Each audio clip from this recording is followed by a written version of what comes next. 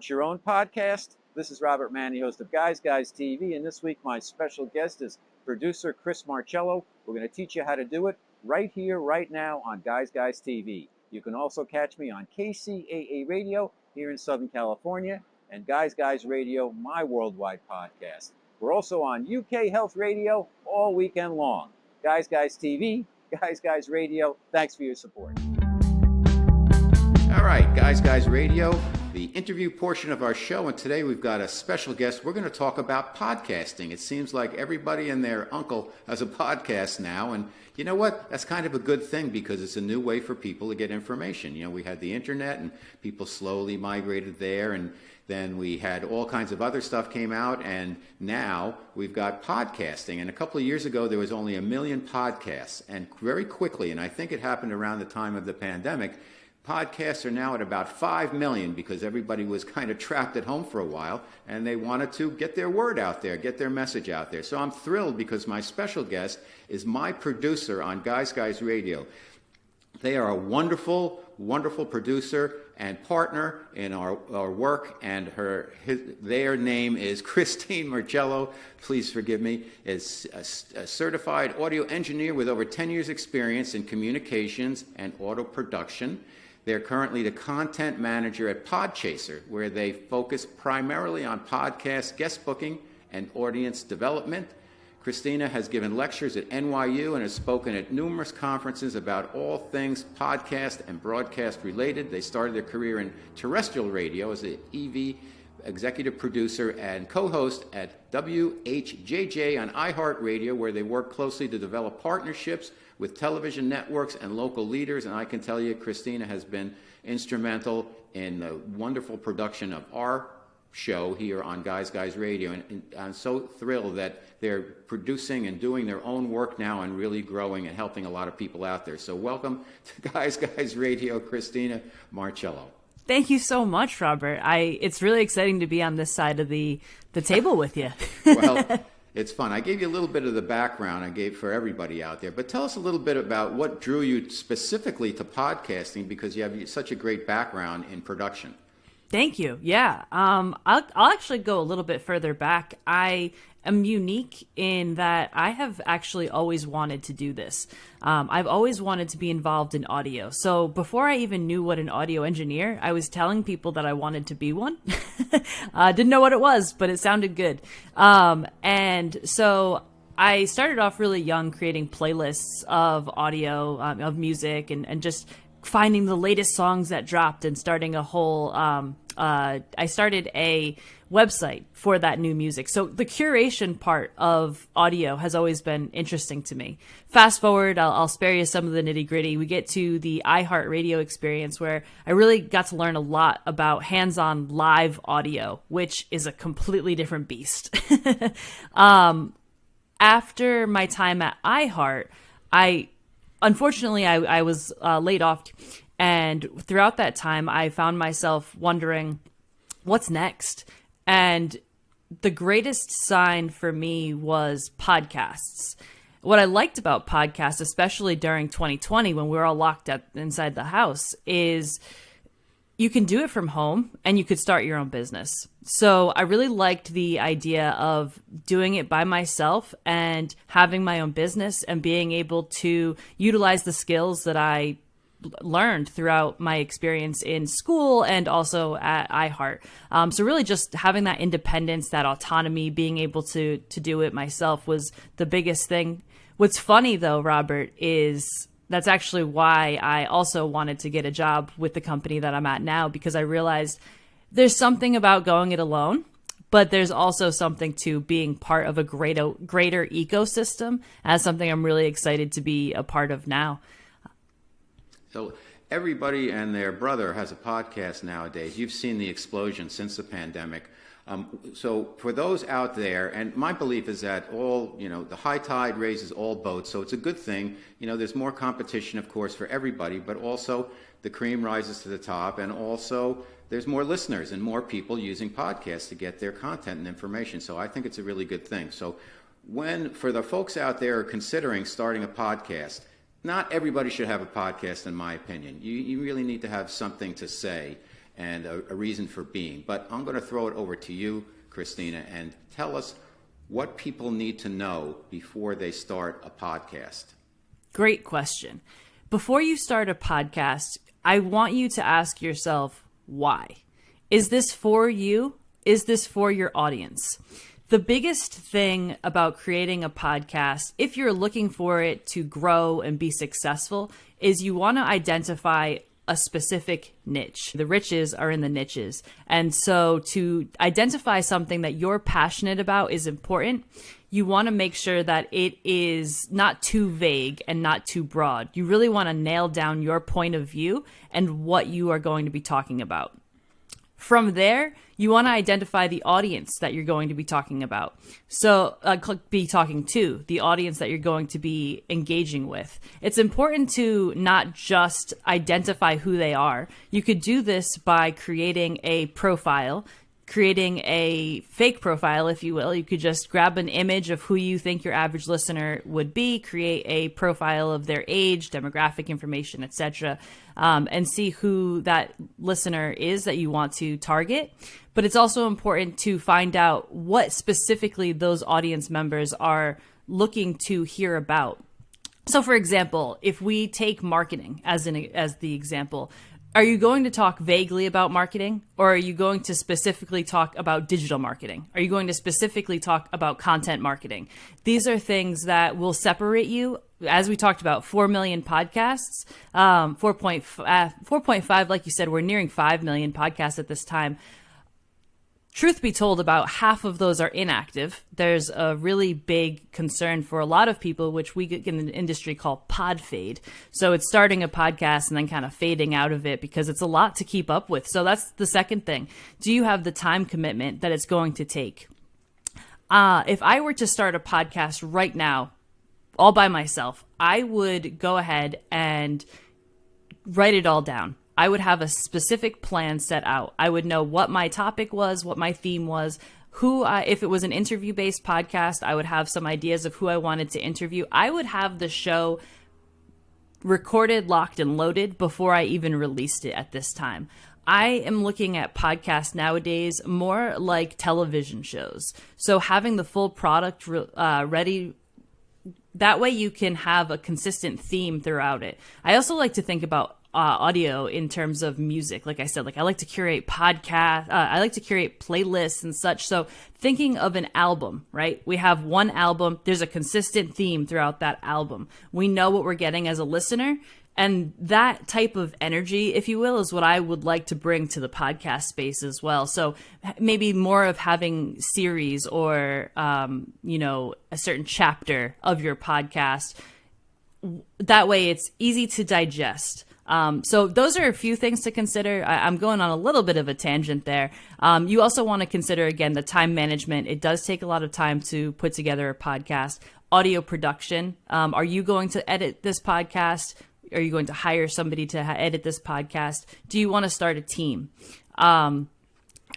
Geez, Robert, we could go on and on and on about what to know before you start a podcast because there's just so much at hand. But I think if I were to sum it up, I would say know who you're talking to, know why you're doing this, know the time that it's going to take to get it done, and what your goal is.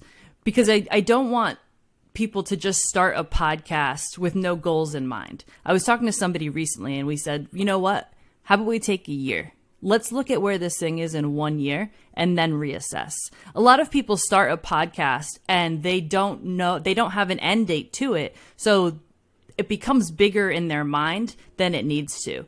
It becomes something that feels unattainable to keep up with, which is where that pod fade can really come from. So if you set yourself up for success, you plan, I think you'll be good to go when you do start that podcast. Just really get yourself prepared. It's interesting because, first of all, great tips, Chris. Great tips there. It seems like there's a similarity now between podcasts and YouTube in that, the YouTube consumer had traditionally taken in 4 minutes. You would go there and say, how do I, fix the pipe under my sink or whatever. And now you have full-length podcasts that are on YouTube. And the YouTube model has now kind of is working kind of with podcasts because they're more specific. And if you're going to go broader, like we know that my show is kind of broad, but it's built on a foundation, and that we have grown it organically by adding different pieces and different platforms to it. How does someone start to juggle that instead of putting a clock on it for a year, where you might not get the listeners in that year? What are other ways to determine if you've got something? Yeah, measuring success of a podcast is probably the biggest question that exists out there today. So one metric that a lot of people look to is the downloads, which in my point of view is really, or the listens, it's really not the best metric that we can use. And I'll tell you why. Again, I work with the company called Podchaser, and I help brands and thought leaders get booked on podcasts. It's often a conversation when a podcast opportunity is presented, how large the show is. Let me give you an example. If you're a thought leader and you are looking to be in front of other thought leaders in your industry, if I were to book an auditorium and I fill it up with 1,000 individual people I just pulled randomly off the street, okay, you could be in front of that audience. That's option one. Option two is I can fill up that auditorium. It's not going to be filled though. I get 50 CEOs, and that's the audience. Now, again, your objective is to get in front of thought leaders within your specific industry. If I have 50 CEOs within that industry in a room versus 1,000 random people I pulled off the street, the audience with the 50 members is actually likely to be a more engaged and more beneficial audience for you to be in front of versus 1,000 random people that I pulled off the street. So it's really important to not get caught up in the downloads when talking about measurement of success. One thing to measure in terms of success is honestly congratulate yourself. And Robert Manni, you do a fantastic job. We're here 600, 500 episodes deep, nowhere near pod fade. We're just running and running. We're going here. So really big kudos. And I want other podcasters to acknowledge their wins as well. Reaching 50 episodes, reaching 100 episodes, that is a feat. So that's one measurement of success that you can really look to and say, wow, like I beat a lot of other people in this space just for that. Guests, having guests that match up with your brand, if you will, and guests that hold power or hold weight. Those are important guests to be getting as well. And that's also a measurement of success that you can look to when determining how your podcast is doing. I'm not just interviewing so-and-so again off the street. I was able to book an industry leader or a celebrity from a specific film. Those are big wins that you can get. The biggest win overall, in my perspective, is building an engaged community. So building a podcast that not only supplies information for the listener, but providing a podcast that allows community and building and engagement for that podcast as well. So knowing that the community expands beyond just yourself, you can engage with the podcast, opens up lanes for not just the listener to engage with you, but maybe other listeners of the show who share similar like-minded ideas. So a big win for me in terms of podcasts in measuring success is, are you building a community? And I think that would be where I leave that. So how does a podcaster build community if they have like an interview show like Guys Radio? We have guests from all areas, thought leaders from all different areas, and they're not necessarily connected, although a lot of their messaging is similar. And what we do, as you know, on the show is we bring people information that might help them, raise the bar for their own lives and raise their frequency, etc. But I'm not sure if we're building, as you say, and I have to be honest about it, and we're on the air, that's cool. The community-wise, we're bringing content, but I'm not sure the community is there, that they're talking to each other out there. How does a podcaster create that? If you're just bringing in different guests and you're expounding your own perspective and purview, and doing your best to share information that can help them live their best lives. As probably the biggest fan of Guys Guy Radio, as somebody who listens every single week, I think that what I take away from Guys Guy Radio is exactly what you say. And I even quote it throughout my days. I'll say, everybody wins. And I think that that is a really great takeaway from Guys Guy Radio, is that you're supplying information for everybody to win, everybody to grow, whatever you take from winning. So I would say that one way that you can engage with an audience or create engagement with the audience is to show up, be on social media sites and in niche communities beyond just the podcast. So having the podcast, and then really what we're looking at now is at Podchaser's audience development. And so this really ties in nicely to what we're talking about here. So I work with a lot of individuals, like I said, who want to get booked on podcasts for whatever reason. When these individuals get booked on podcasts as guests, one thing that they're doing is they are sharing the podcast link. Now, we can get into why that's not the best option. We can get into that in just a little bit. But what we've seen is that from one podcast guest appearance, you can create multiple pieces of content. So 3 to 5 video clips, an article, a blog post, graphic, still images that again can be shared on social. So taking the podcast episode, so I'm talking about guests, but now let's switch it over to the podcast itself. That insight has provided me with more insights on how to create this community. So as a podcaster, you have a content treasure trove in front of you. We have hundreds of videos that we can tap into to repurpose for content. And that content typically will be evergreen content, because what we're talking about here is not the stock market or anything like that. We're talking about everybody winning, Guys Guy Radio, raising our vibrations and being the best that we can in our everyday life. So I think that taking that content is step one, and repurposing it. Step two is, again, identifying the audience. So who is the audience within our sphere? That would be, again, people who are looking to raise their vibrations. Seekers, right? Seekers, exactly. So identifying those people and where they live. Now, I know that Gaia TV is, shout out Gaia TV. Yeah. They have a great audience. So their audience is very similar to our audience. I wonder where those audience members live. Are they on Facebook? Are they on Twitter? Are they on Instagram? They might not be on all of them. They might be on one of them. Maybe they're on Reddit. There are also other ways to engage. Now, this is the number one podcast secret in the industry, is that newsletters are where a lot of the gameplay is happening. So there are industry-specific newsletters. Again, if you're a marketer, B2B, or you're involved in biomedical engineering, there are a lot of industry-specific newsletters. Getting the podcast mentioned on one of those newsletters is another way to grow your audience. So you are saying, I understand that this content that you're reading aligns with what I'm putting out there as well. So we're going to then pitch to the newsletter writer that, your audience would really benefit from hearing what we're doing over here as well, because it's pretty simpatico when we look at it.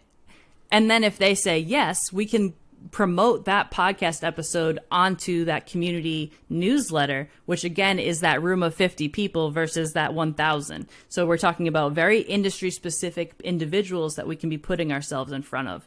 So I would say, first and foremost, content, repurpose it, but then delivering that content and putting it right in front of the audience members.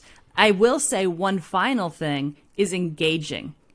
So when we put the content out, interacting with the people who interact with us. So if we do have a social media, let's say we have the Guys Guy Instagram, we would repurpose the content, put the content into the Instagram, and then when somebody comments, we'll just comment back and engage with them. And that is really the crux of what we're looking at when it comes to audience engagement and development. I recently watched a video where somebody talked about community growing, and she spoke about the 3 C's of building a community, which were community engagement, content, and co-creation. Community engagement is, again, people reach out to us, we're going to reach back out to them. Content, we just talked a lot about, but then co-creation is really interesting as well. In looking for individuals to engage with us, we need to be open to engaging with them. So ways that we can get in front of that and look for co-creation is maybe we have a mixer, if you will, or a one-to-one, an audience meet and greet, a panel discussion. We could have a Zoom session, LinkedIn Lives, Instagram Lives, creating opportunities for co-creation where the podcaster can also create with the audience members' influence in mind. Fantastic ideas. Chris Marcello, content manager at Podchaser, producer extraordinaire, our producer, and a great marketing mind, obviously, for Guys Radio. Thank you so much for being here. Let's talk about production, because you are really a maven when it comes to production. Some of the pieces, sometimes that's a little bit daunting for people. They want to do the work at home. I mean, I'm not great technically, as you know. And, you know, like great writers have great editors for the most part. So it's not about your grammar necessarily when you're a writer. And the same thing when you're doing a podcast. But you do have to know, you don't have to be an expert on production, but you have to know some of the basics. And I think you need to be able to do a show on your own just in case. So let's teach me and let's teach people out there, what are kind of the basic equipment pieces that we need for a podcast. For instance, I use a Rode Podcaster microphone. I use my Apple laptop. I plug in, and we've used Skype. I started out on a cell phone, moved to Skype, moved to Zoom. We're on Podchaser now, but I don't have that background control. I use GarageBand to do the open and close. I've managed, as a layman, if you will, to piece those things together, these pieces together, and then you make it beautiful, Chris, and thank you. But for the everyday folks out there who are starting their podcast and they're going it alone completely, what do they need to know production-wise? Great question. If you're going it alone, you don't need to reinvent the wheel. I don't want you to get scared. Audio engineering is a deep, vast field. A lot of what happens in audio engineering, I can tell you, I went to school, I became a certified audio engineer. It's the tip of the iceberg is what you need to know to be an audio engineer for podcasting. We're not going to go into anything too deep, nitty gritty in terms of compression or any of those things. Some basic things that you should consider are the room environment that you're going to be in. The first rule of audio engineering, if you will, is do not rely on fixing it in the mix. That is a common phrase that you'll hear, fix it in the mix. Basically, that means once it's recorded, we'll fix it. We'll edit that out once it's done. We don't want to rely on that as podcasters because think of it also, I love the visual aspect of photography and video because they have visual representations of what I'm trying to talk about in audio, right? Like I can't explain it with my ears, but I can explain it with my eyes. So if you are going to be recording audio, you want to be in a room that is quiet, that doesn't have much around. Again, when I talk about not wanting to fix it in the mix, let's say that we took a picture. We're trying to get a really, really nice picture. If there's a lot going on in that picture that we need to edit out, to take that picture and then take it into Photoshop, you're going to put a lot of work on yourself. If there's one or two things in that picture that need to be fixed, then okay, maybe we can edit one or two pieces out. But we don't want to reinvent this picture from scratch. We want to get a great representation upon click. So keeping that in mind, we want to make sure that we are set up for success before we even hit record. So the room that we choose is important. We don't want there to be too much openness in that room. If you're in a room that has not a lot of stuff, if you will, and you're in a room that has a lot of open air, there's a large likelihood that you will get a lot of reverberation that you're not necessarily looking for. So in talking about audio, I like to, again, look at the visual representation. So reverb is, let's say you go into an auditorium and you yell, hello, and then you're going to hear a lot of the echoes. That is what we mean with the reverb. Or an extended reverb is it actually becomes an echo. So if you're not sure what reverb is, think of a shorter echo. You don't want to have too much of that. So identifying a quiet room, a quiet place to be. If you can also try to, I mentioned stuff, having stuff around the room. Anything that vibrates is audio.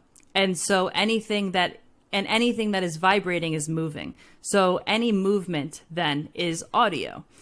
So if you are in a room and you have your fan on, that's movement, it's creating noise. That will interfere with your audio recording.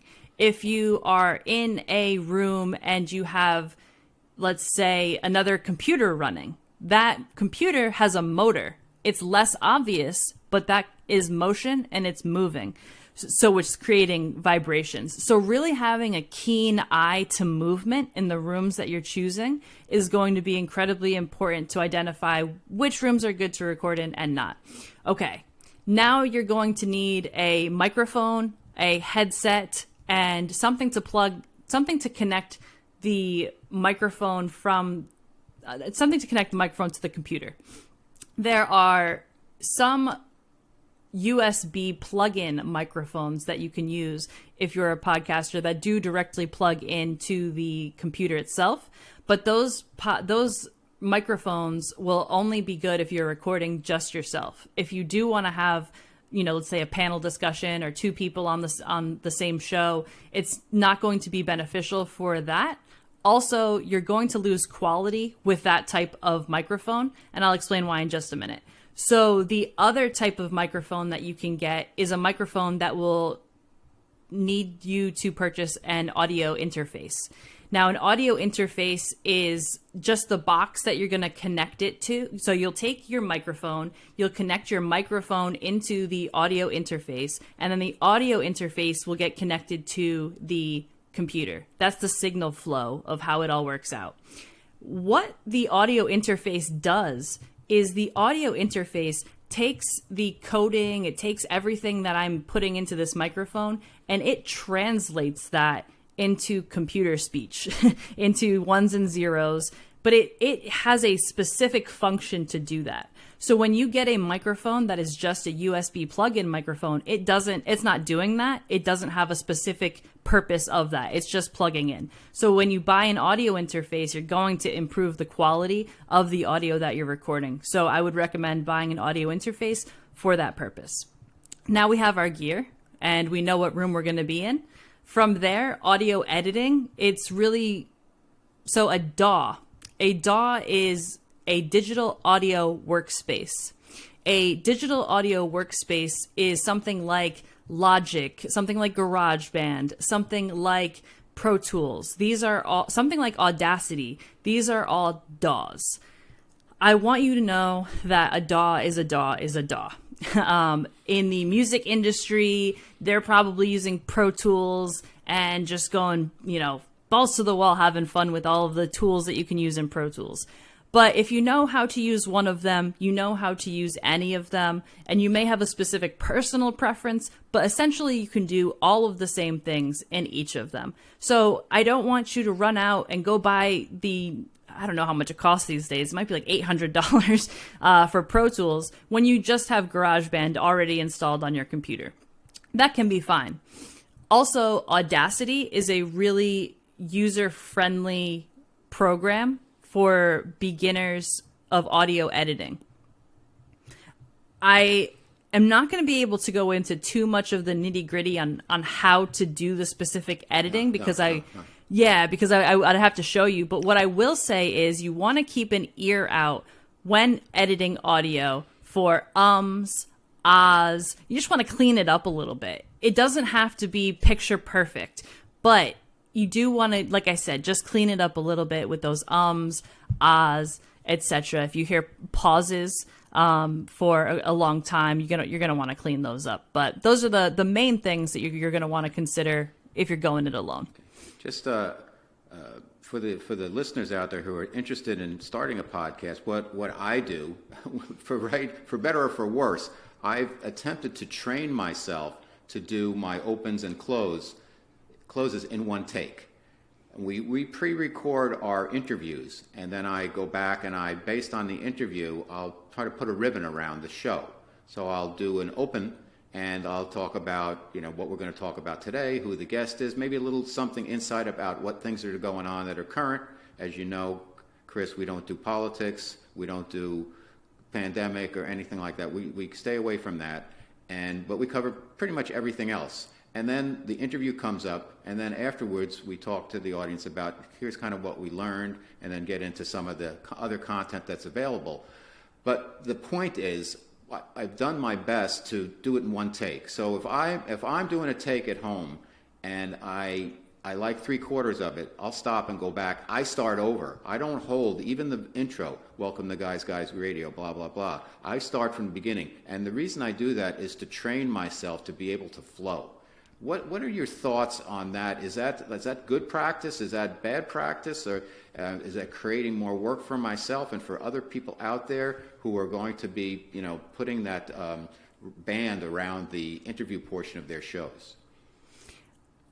I love this. There are a lot of different ways that we could approach this. The first thing that I would say, you asked, is this a good thing? I think it is a good thing.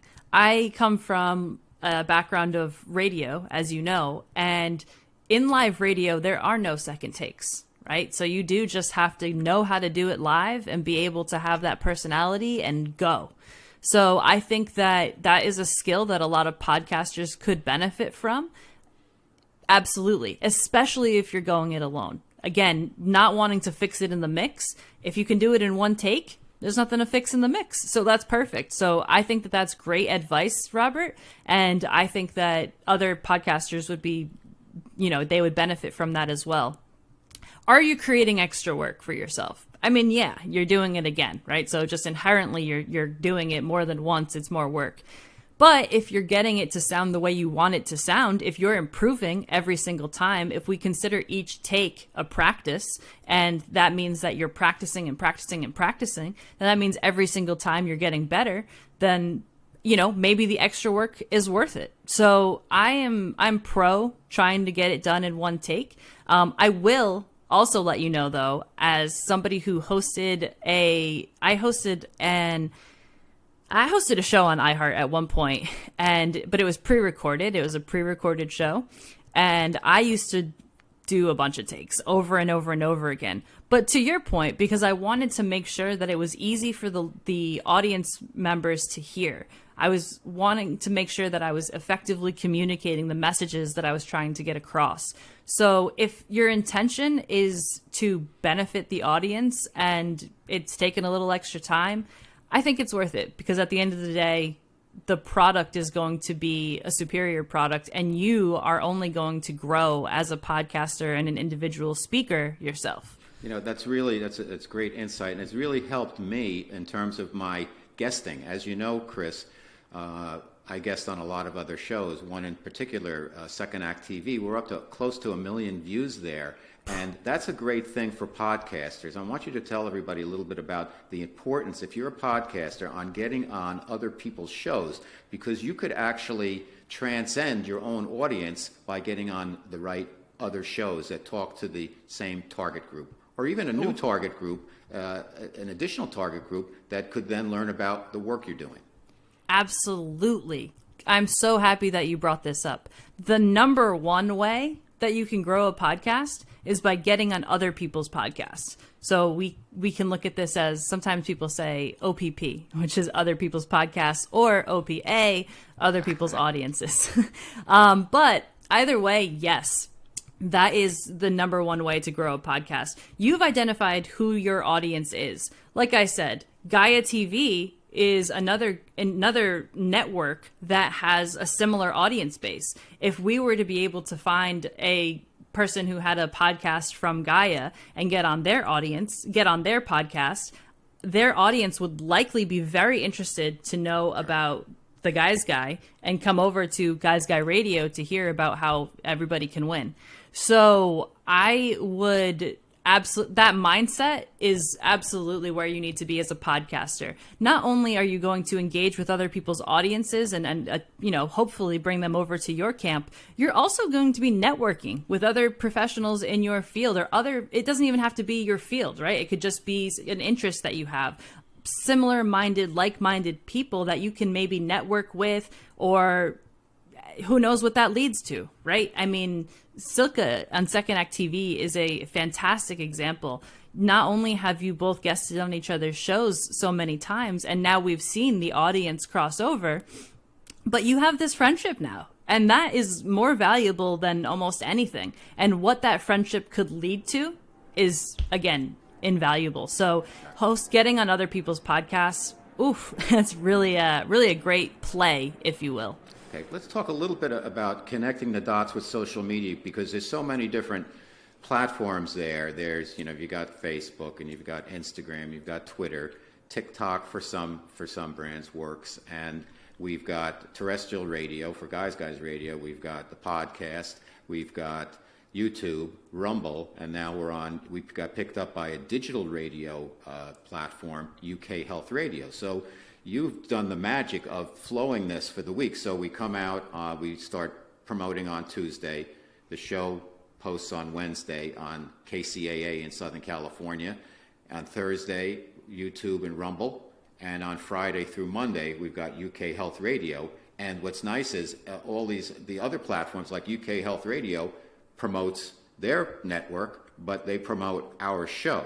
So talk to us and to our audience about the benefits of having those pieces kind of work together and how you make them work together. I mean, we worked as a team to flow this thing so it goes throughout the week, and it gives you ample time to do your thing and all the other things you're involved with, but also it gives a nice flow for our brand. Right. You want to get in front of as many different people as you can and be on as, well, I was going to say you want to be on as many platforms as you can be. I'm not going to say that because that is not true. I don't believe in that. I do think that you need to find places where your audience lives and get in front of them, as I continue to say. UK Health Radio is a fantastic place for us to be with Guys Guy when we look at wellness, spirituality, growth, etc. That is all encompassing when it comes to wellness. So that's a fantastic lane for us to be in. TikTok, not a great lane for us to be in. And why? Why am I saying that? I really want to nail this home, because not every audience lives on every platform. The demographics of our listenership is not somebody who is on TikTok. That is not our general listener. So for us to create a TikTok and maintain all of the work that goes into creating the content for that TikTok will be a complete waste of time for Guys Guy Radio. Unlike getting on something like UK Health Radio, which is really beneficial for us because they have that same audience listenership. So the way we've gotten this all to work out throughout the week is Robert will record these episodes. So he records the interview, and then you also record the open and the close. And then I will take that interview, and I use Logic. That's my DAW that I like to use. Wait, yeah, sorry about that. I use Logic. That's the DAW that I like to use. And for my purposes, I will get the open. That interrupted me, Robert, and I'm thinking I don't know how to explain what I do. So give me 1 second. And I'm the editor, so I'll edit this. Okay. I like to use Logic as the DAW of my choice. It doesn't matter. Again, you can use whatever you'd like to use. But essentially, I take the open, the close, and I take the interview itself, and I piece them all together in there with the show music, etc. From there, I download it. Now, we actually have 3 different versions of the show. We have actually 4. versions of the show. So we have the podcast version that we upload. We have the KCAA version, which goes to KCAA radio in California, where they stream that live on terrestrial airwaves, which is really exciting. We have the third piece, which again will get streamed on UK Health Radio live, which is a different version. And then there is also another version, which goes to UK Health Radio for the podcast. And last but not least, we have a video component, which goes on YouTube. So how I make this all work is the processes that I use is to do it all at once.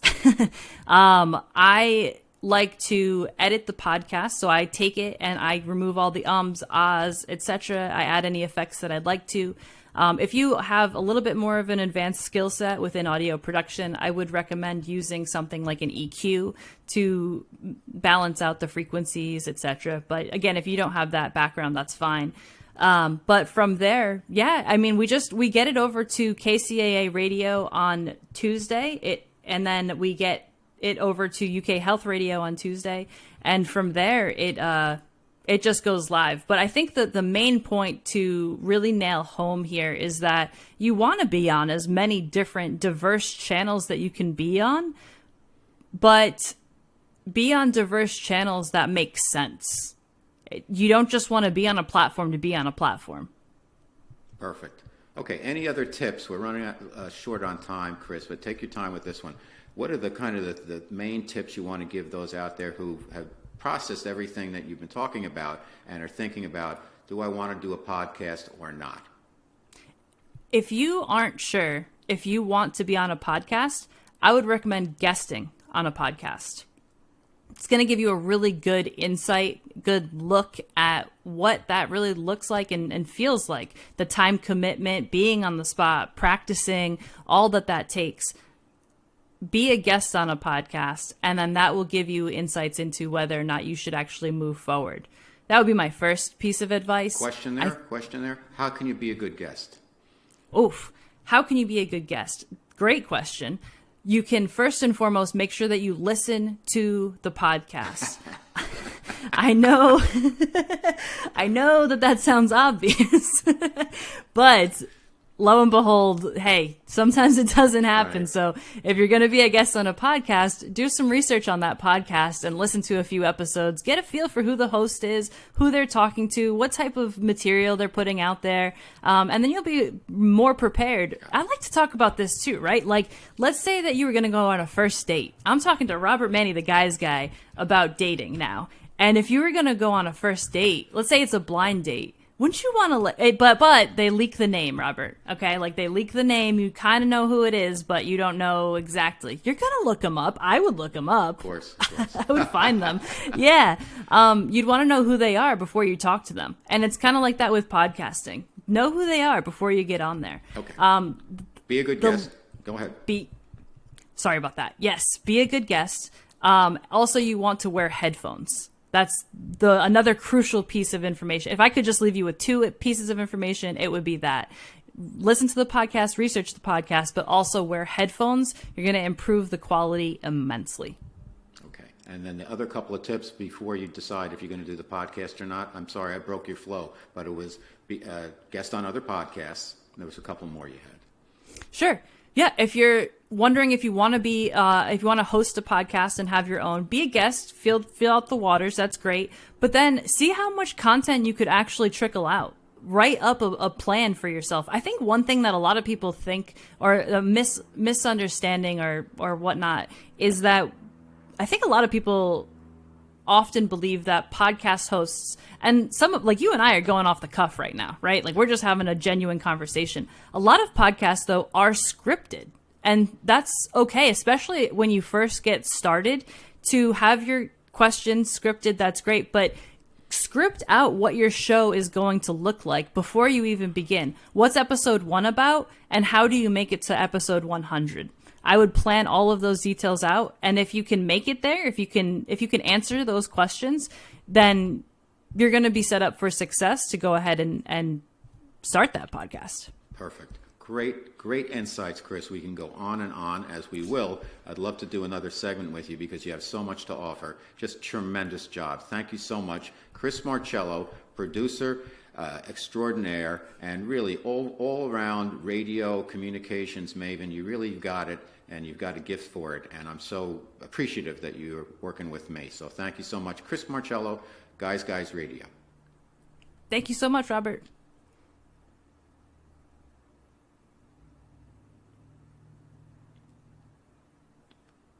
Do I stop now?